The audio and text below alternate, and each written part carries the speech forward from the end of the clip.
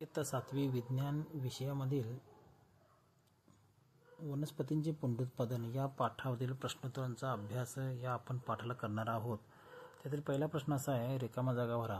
पहिला प्रश्न आहे, झाडांच्या शाखीय भागापासून नवीन वनस्पतींची उत्पत्ती होणे यालाच शाखीय वंशवृद्धी असे म्हणतात। दुसरं, फुलामध्ये जर पुंकेसर अथवा स्त्रीकेसर यापैकी एक पुनरुत्पादक घटक असेल तर त्या फुलाला एकलिंगी फूल म्हणतात। तिसरं आहे सी, एका फुलातील परागकोशापासून किंजलकापर्यंत किंवा दुसऱ्या फुलातील किंजलकापर्यंत परागकणांचे वहन म्हणजेच परागीभवन होय। डी आहे, स्त्रीयुग्मके आणि पुयुग्मके यांच्या संयोगाला युग्मनजा किंवा युग्मनज असे म्हणतात। ई आहे, वारा, पाणी व कीटक यांच्याद्वारे बीज विखुरले जातात। दुसरा प्रश्न आहे, अलैंगिक पुनरुत्पादनाचे विविध प्रकार उदाहरणासह स्पष्ट करा। त्यातलं पहिलं आहे, अलैंगिक पुनरुत्पादनाचे प्रकार आपल्याला खालीलप्रमाणे सांगता येतात। पहिला आहे ते शाखीय वंशवृद्धी। यामध्ये झाडांची मुळे, पान, खोड व कोंब यापासून झाडाची उत्पत्ती होते, उदाहरणार्थ गुलाब किंवा चाफ्याची फांदी। दुसरा आहे ते अंकुरण। ईस्ट सारखे जीव सूक्ष्मजीव सूक्ष्मदर्शक यंत्राने पाहता येतात। ते कोंबासारख्या भागापासून विकसित होतात। कालांतराने कोंब विकसित होऊन पालक पेशीपासून वेगळा होतो। तिसरा आहे ते विखंडन। तलाव किंवा साठलेल्या पाण्यात पोषक घटक असतात ज्यामध्ये शैवाल सारख्या वनस्पती विखंडन पद्धतीने वाढतात।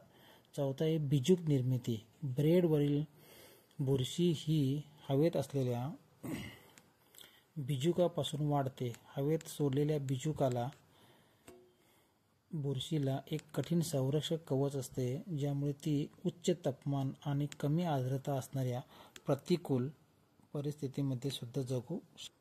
पुढचा प्रश्न असा आहे, लैंगिक पुनरुत्पादन म्हणजे काय ते स्पष्टीकरण करून लिहा। त्याचं उत्तर असं आपल्याला देता येते, लैंगिक पुनरुत्पादन म्हणजे अशी प्रक्रिया आहे ज्यात दोन पालकाकडून नर व मादी येणाऱ्या गॅमीट्स नावाच्या सूक्ष्मपेशी एकत्र येऊन नवीन अपत्याची निर्मिती होते।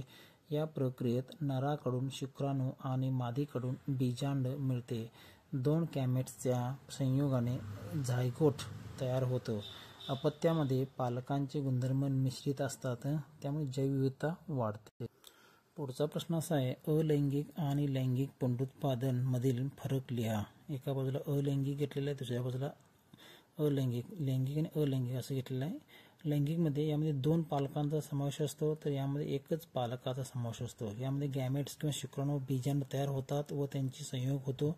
यामध्ये गॅमेट्स तयार होत नाहीत आणि फलन होत नाही। तिसरं आहे ते अपत्य पालकापेक्षा वेगळे व गुणधर्म मिश्रित असतात। यामध्ये अपत्य पालकासारखे जैविकदृष्ट्या समान असते। चौथा प्रक्रिया ही हळूहळू असते, तर ही प्रक्रिया जलद असते। पुढचा प्रश्न असा आहे, फुलाचे पुनरुत्पादक घटक दाखवणारी आकृती काढा।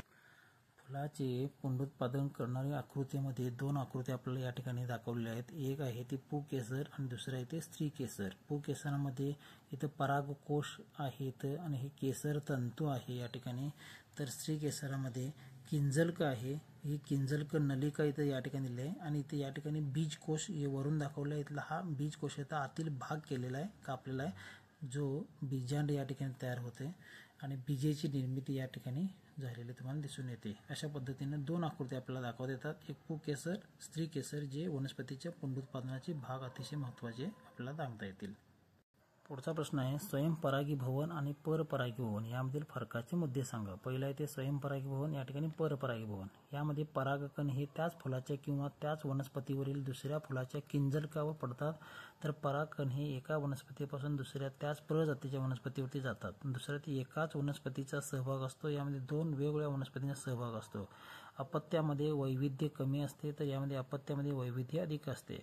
परागीभवनासाठी परागवाहकांची आवश्यकता नसते, उदाहरणार्थ सूक्ष्म किंवा खूप कमी असते, तरी त्या ठिकाणी परागभवनासाठी परागवाहकांची गरज असते।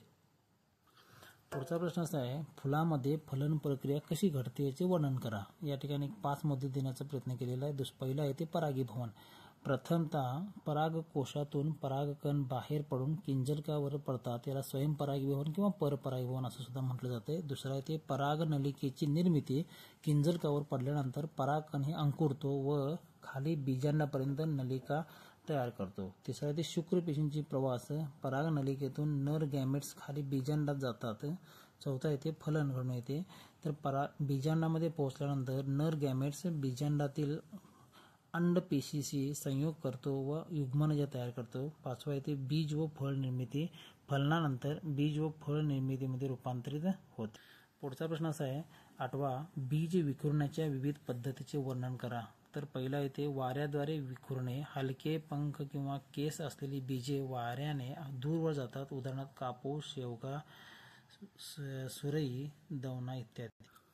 दुसरा आहे ते प्राण्यांद्वारे विखुरणे, प्राण्यांच्या अंगाला चिकटणारी किंवा खाऊन विष्ठेद्वारे बाहेर पडणारी बीजे, उदाहरणार्थ बोरं किंवा करवंद. तिसरा प्रश्न आहे पाण्याद्वारे विखुरणे, हलक्या तरंगणाऱ्या कवचाची बीजे पाण्याच्या प्रवाहाने दूरवर जातात. चौथा आहे ते स्वतः फुटून विखुरणे, परिपक्व झालेली शेंगा किंवा फळे आपोआप फुटून विखुरतात. उदाहरणार्थ भुईआवळा, साग, मटार इत्यादी. प्रश्न क्रमांक 9 असा आहे स्तंभ 1 मधील गोष्टींचे स्तंभ 2 मधील उदाहरणाशी जुळवाजुळव आहे. स्तंभ 1 मध्ये काय दिले पहा, कोंब, डोळा, विखंडन, पर, बुरशी. स्तंभ 2 मध्ये दिलेला आहे मॅपल, स्पायरोगरा, ईस्ट, ब्रेड आणि बटाटा, गुलाब. याचं कोंबचं उत्तर साधारणतः गुलाब अशा पद्धतीने आपल्याला या ठिकाणी आलेलं पाहता येते. डोळा हे बटाट्याद्वारे आपल्याला पुनरुत्पादन करते, विखंडन स्पायरोगाराद्वारे होते, पर हे ईस्टद्वारे, तर बुरशी ब्रेडच्या माध्यमातून. याची उत्तरे आपल्याला देता येतील. प्रश्न क्रमांक 10 असा आहे अचूक पर्याय ओळखून टिकमार्क करा. बरोबर टिकमार्क करा. पहिला आहे ते वनस्पतींचा पुनरुत्पादनाचा अवयव हा आहे पान, खोड, मूळ आणि फूल. याचं उत्तर फूल हे आपल्याला असं देता येतील. बी आहे स्त्री युग्मके आणि पुयुग्मके यांच्या मिलनाच्या प्रक्रियेला असे म्हणतात. तर या ठिकाणी फलन, परागीभवन, पुनरुत्पादन आणि बीजोत्पत्ती असं 4 ऑप्शन दिले. त्याचं उत्तर पहिलं फलन असं आपल्याला देता येईल. तिसरं आहे ते बीजकोश परिपक्व होऊन हे तयार होते. त्याचं उत्तर आहे 4 बीज, पुकेसर, फळ आणि स्त्रीकेसर. तर बीजकोश परिपक्व होऊन फळ तयार होते. प्रश्न डी असा आहे बीजूक निर्मिती करणारी वनस्पतीची ही आहे. तर गुलाब, ईस्ट, बटाटा आणि आलं हे 4 ऑप्शन आहे. त्यातलं ईस्ट हे उत्तर बरोबर आहे. ही आहे ब्रायोफायलम यापासून पुनरुत्पादन करू शकतात. त्याचे ऑप्शन आहेत पर्याय आहेत खोड, पान, मुळे आणि फूल. याचं उत्तर पान हे आपल्याला असं देता येतील. धन्यवाद.